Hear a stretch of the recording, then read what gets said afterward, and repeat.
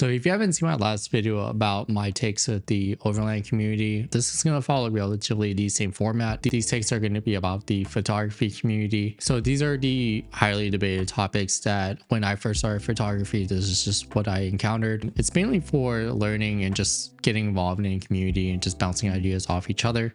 One of the first places I go to when I watch a YouTube video is the comment section. So feel free to add any sort of your takes as well in the comments. But yeah. Take number one, Nikon isn't a bad camera.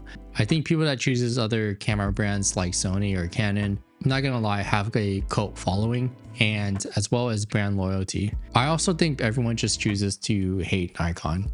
And it's a similar thing with pineapple on pizza. Like, I don't think I've ever ordered pineapple on pizza, and it's not something that I hate. And I feel like that's similar to Nikon with the photography world. And I think people choose to hate on Nikon because it's meme worthy. I never got that. I've always wondered why people don't like Nikon. I never found out a reason why. I shoot with a Sony. I have the A7 III, and I have a friend that shoots with a Nikon, and I've seen the picture quality and the video quality in that Nikon, and it's pretty impressive. I also think other camera brands like Sony and Canon, they have a budget to throw at like content creators and influencers and stuff, and so to promote their cameras. And so I think when you go on social media, everybody has a Canon, everybody has a Sony, or even a Fuji, and I think it's due to just the exposure that they get from it. So you can go on Instagram right now and just look at your favorite photographer, and I'm pretty sure they're either on a Sony or they're either on a Canon. At the end of the day, I think it's whatever you like, and I think it's whatever camera and the body and the functionality of it makes sense to you. For me, an example, I chose Sony because of the autofocus. I like the lens, I like the accessories that come with it. It's compatible with a lot of other accessories out there on the market. So for an example, the mic that's attached to it right now is the ECM M1 mic. And so, like I said, it's whatever you like within the camera. But phones take better photos than actual cameras. Obviously, this isn't true, but phones are getting pretty close to the same quality as a real camera, right? So what many people don't know, or actually you probably already know this, but camera phones use a lot of software for their cameras rather than hardware, vice versa. On actual cameras, it's a lot of the hardware doing the work rather than the software. I mean, as within the last couple of years, phones are adding a lot more cameras to it, so that's adding additional hardware like the wide angle lens, the telephoto lens. You know, like with the iPhone, they got 3 lenses on there. Same thing with Samsung as well. Phones have come a long way. Camera phones have come a long way since the introduction of adding a camera to a phone. So I remember back in the day, a LG Shine, and that had a 2 megapixel camera, and I think the format of it was like VGA. And I remember uploading it to my computer and looking at the photo quality of it, and I thought I was a professional photographer back then with that LG Shine. Time went on with I think the next best camera phone that I had after that was the iPhone 4. That one had a 5 megapixel camera. It's super impressive. I mean, even the phone I have right now, which is the iPhone 15, that shoots an Apple ProRes log as well. The trajectory of camera phones is definitely going in the right direction where you can almost replace a real camera with something like your phone, except it really depends on your use case, right? If you are using your phone to do professional photography or like real estate photography and stuff, you might want to buy a real camera at that point just due to the bracketings that you got to do with it. As for leisure, like you're taking your phone on vacations and all that stuff, you just want to take some photos, hang out with like family, phones are getting pretty good. I mean, it's hard to debate that a phone isn't going to do what you need to the regular consumer. Okay, so take 3 is APS-C versus full frame. So just for more context, both refer to the sensor. APS-C stands for Advanced Photo System Type C, C being the classic.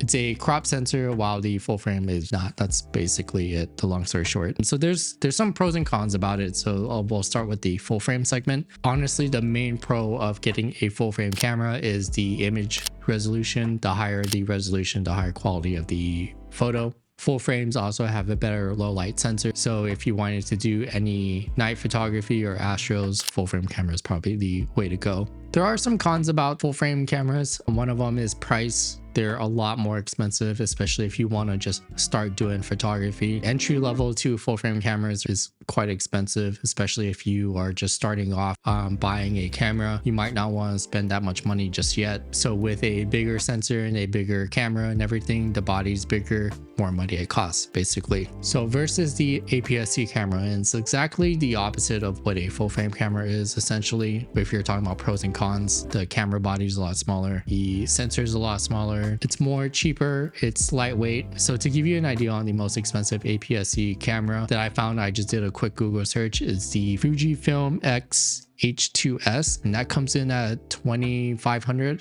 But yeah, some cons that you might want to consider with a APS-C camera is that since it's a crop sensor, it might be useful for wildlife and it might be useful for sports photography because you get that cropped and you get that extra zoom. You don't get as great as the ISO range, so night photography might not be great for APS-C cameras. Also, you don't have a wide variety of lenses when it comes to APS-C cameras. I mean, but at the end of the day, they make APS-C cameras for a reason.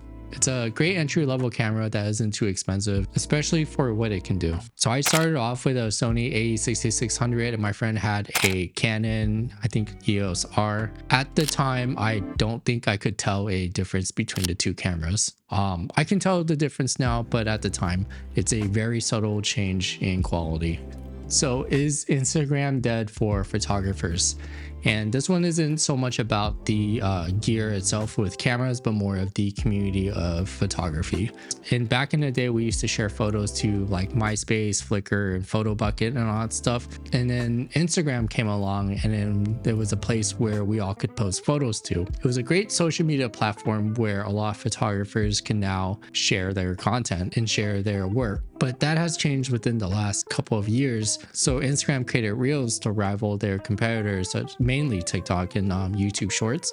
And you got to understand that Instagram is a business and that in order to stay competitive, you got to keep up with your competition. And so and at the time, everybody was on TikTok, everybody was leaving Instagram. For a while, actually, a lot of people were just repurposing their TikTok content into Instagram. And I'm pretty sure Instagram hated that quite a bit. I mean, it's like owning a clothing store and then everybody would come in and just leave their clothes in your store. I mean, it was essentially turning your clothing store into a thrift shop. And that's kind of what people are doing with TikTok, uploading all their videos there into Instagram. If Instagram didn't create Reels, I think that they'd be pretty close to shutting down. Since then, short form content had been the driving force for exposure and engagement. Back in the day, it used to be photos. So with that being said, is Instagram dead? I don't think so. I don't think Instagram is necessarily dead because when I want to see photos and I want to see what people are up to, the first place I check is their Instagram. If you're a photographer, it's pretty rare for me to find you by your website or anything. Everybody is still on Instagram. And so I go to your profile and I can still see all the photos that you've posted, even though it doesn't get as much exposure. You are still essentially creating your own gallery and your own portfolio on Instagram. However, I think as photographers, you do need to readjust your business model like how Instagram did with creating Reels. And I think you need to post a lot more than just photos. And so it's a hard pill to swallow, especially if you just want to use the platform just to post pictures and then get engagement and then be happy at the end of the day. With short form content like Reels and TikTok, it's hard to stay relevant nowadays just because everybody is trying to go viral, right? And it's actually really easy to do. And so now you have this giant competition of people posting a lot of stuff. It's so easy to go viral nowadays and everybody is doing it. You gotta somehow find a way to get that exposure back, just being creative. So I don't think Instagram's dead for photographers, but I do think you gotta do a lot more than just posting pictures and photos. If you look on it on the bright side, it makes you get more creative with your work. It makes you start doing stuff like this where you do behind the scenes stuff. For an example, I never thought I'd be posting YouTube videos talking about the places that I would go and stuff and taking you guys along with me in my journeys or in my travels. But yeah, that's what I think about Instagram. I know a lot of people are frustrated about their stuff not being seen. I get it too. Some of my stuff that I worked pretty hard on doesn't get seen, but one clip gets millions of views and stuff. And so yeah, I think what you gotta take out of that is that many people sometimes don't want to see a ton of the creative things. Their attention span is so quick that they just want to see stuff straight to the point. But anyways, that wraps up the entire video. I plan on doing a lot more of these part 1s, part 2s and stuff. I like the idea of just sparking conversations, that way it gets everybody talking. But yeah, let me know what you guys think. Let me know your guys' takes. I know there's a lot more other stuff people talk about within photography. I think one of the main ones, actually, I just read the other day, is about blurry photos in weddings. People are requesting to not get sharper images in weddings, which is crazy to me, because if I had a wedding, that's the one thing I would look for. Yeah, let me know what you guys think. All right, take care, guys.